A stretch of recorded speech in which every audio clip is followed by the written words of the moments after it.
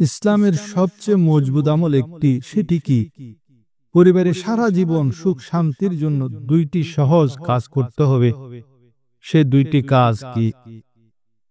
মা বাবা, স্ত্রী, পুত্র, কন্যাকে নিয়ে জিন্দেগি কিভাবে কাটাবেন? আমাদের প্রিয় নবীজি তার নমুনা দিয়েছেন, সেই নমুনা কি? আজ তা সংক্ষেপে আপনাদের সামনে উপস্থাপন করব।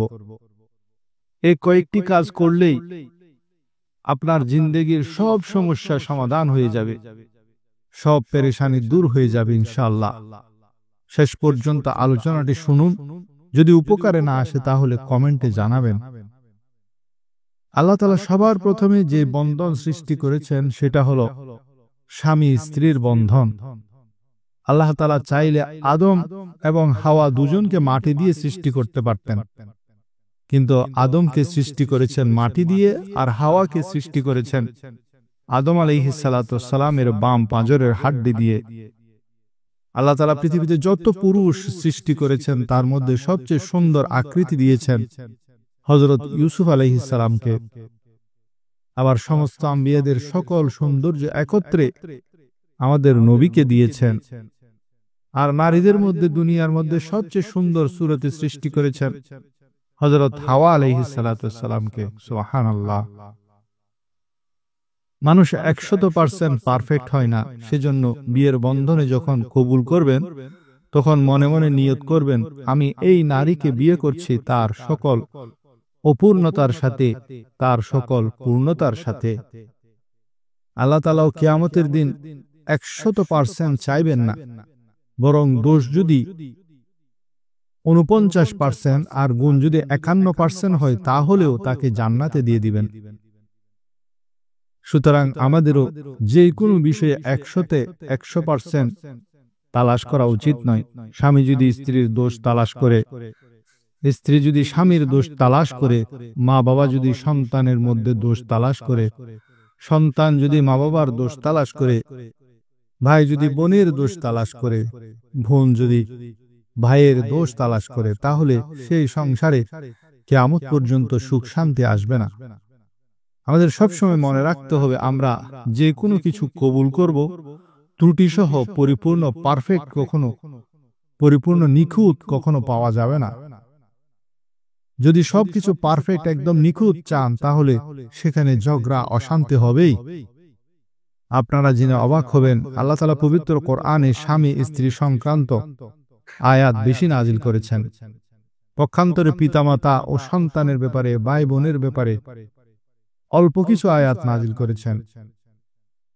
সবচেয়ে বেশি আয়াত নাজিল করেছেন স্বামী স্ত্রীর ব্যাপারে। সেজন্য এই বন্ধনটি সবচেয়ে বেশি গুরুত্বপূর্ণ।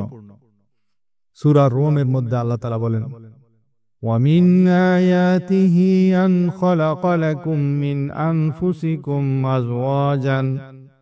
أَزْوَاجًا لِتَسْكُنُوا إِلَيْهَا। অর্থাৎ তার নিদর্শনগুলোর মধ্যে একটি হলো তিনি তোমাদের মধ্য থেকে তোমাদের জন্য সঙ্গিনী সৃষ্টি করেছেন যাতে তোমরা তাদের কাছে প্রশান্তি লাভ করো। সূরা নিসার মধ্যে আল্লাহ তাআলা বলেন, ওয়াশিরুহুন্না বিল মা'রুফ, তোমরা স্ত্রীদের সাথে উত্তম আচরণ করো। সূরা বাকারার মধ্যে বলেন, হুন্না লিবাসুল লাকুম ওয়া আনতুম লিবাসুল লাহুন্না, স্ত্রীরা তোমাদের পোশাক স্বরূপ আর তোমরাও তাদের পোশাক স্বরূপ। আমার নবী একদিন সাহাবীদেরকে প্রশ্ন করলেন, তোমরা আমাকে বলো ইসলামের সবচেয়ে মজবুত আমল কি? সকলে জবাব দিল, নামাজ। নবীজি ফরমালেন, না। সাহাবীগণ বললেন, রোজা। নবীজি বললেন, না। সাহাবীগণ বললেন, জিহাদ। প্রিয় নবীজি বললেন, না। সাহাবাগণ বললেন, হজ। প্রিয় নবীজি ফরমালেন, না। সাহাবাগণ বললেন, যাকাত। প্রিয় নবীজি বললেন, যাকাত না। নবীজি ফরমালেন, না। এবার সাহাবাগণ আরজ করলেন, ইয়া রাসূলুল্লাহ, আপনি আমাদেরকে বলে দিন ইসলামের সবচেয়ে মজবুত আমল কোনটি? তখন আমার নবী জবাব দিলেন, শুনে রাখো, ইসলামের সবচেয়ে মজবুত আমল হলো আল্লাহর জন্য একে অপরকে ভালোবাসা। ইন্নাল্লাহা ইয়াকুলু ইয়াউমাল কিয়ামা আইনাল মুতাহাব্বুনা বিজালালি আল ইয়াউমা উযিল্লাহুম ফি জিল্লি ইয়াওমা লা জিল্লা ইল্লা জিল্লি। অর্থাৎ আল্লাহ তাআলা কিয়ামতের দিন বলবেন, কোথায় তারা যারা আমার মহিমার কারণে একে অপরকে ভালোবাসতো? আজ আমি তাদের আমার ছায়ায় স্থান দিব, যেদিন আমার ছায়া ছাড়া আর কোনো ছায়া থাকবে না।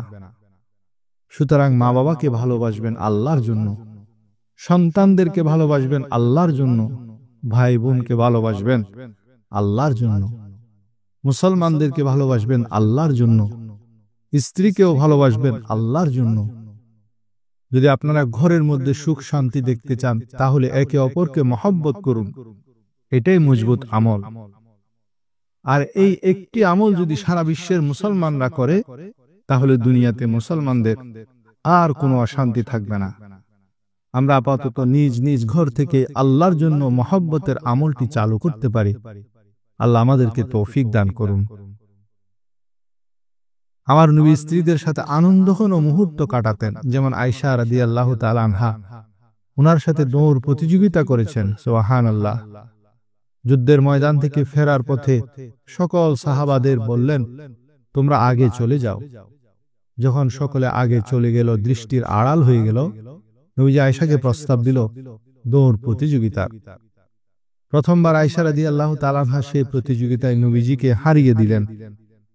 এর বেশ কয়েক বছর পর আবার একই রকম প্রতিযোগিতা হলো।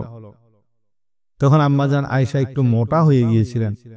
এবার প্রতিযোগিতায় নবীজি আয়েশাকে হারিয়ে দিলেন আর বললেন, এবার আমার আর তোমার হিসাব বরাবর। তুমি একবার জিতেছ, আমি একবার জিতেছি। সুবহানাল্লাহ। এভাবে নবীজি আমাদেরকে জিন্দেগি শিক্ষা দিয়েছেন। দুইটি কাজ করলে পরিবারের শান্তি বজায় থাকবে। নাম্বার 1, একে অপরের দোষ তালাশ করা থেকে বেঁচে থাকুন, গুণগুলি দেখুন, দোষগুলি এড়িয়ে চলুন। নাম্বার 2, মুখ থেকে যেন বিষ বের না হয়, মহব্বতের ফুল বের করুন।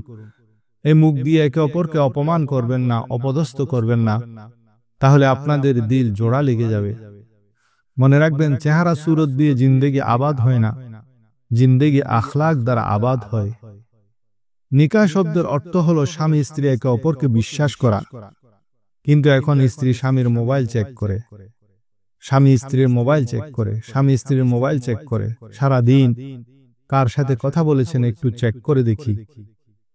নিকাহের আরেকটি অর্থ হলো ছাউনি তৈরি করা। স্বামী স্ত্রী এমন ছাউনি তৈরি করা যাতে সেই ছাউনির নিচে সন্তানরা নিরাপদে বেড়ে উঠতে পারে। সন্তানকে সারাক্ষণ লেকচার দেয়া বন্ধ করুন, এটা করো, ওটা করো, এটা করিও না, ওটা করিও না, এসব না বলে তার মধ্যে যে অপূর্ণতা আছে সেটাকে কবুল করে তাকে বুকের সাথে লাগান। দেখবেন আপনার সন্তানের জিন্দেগি বদলে যাবে।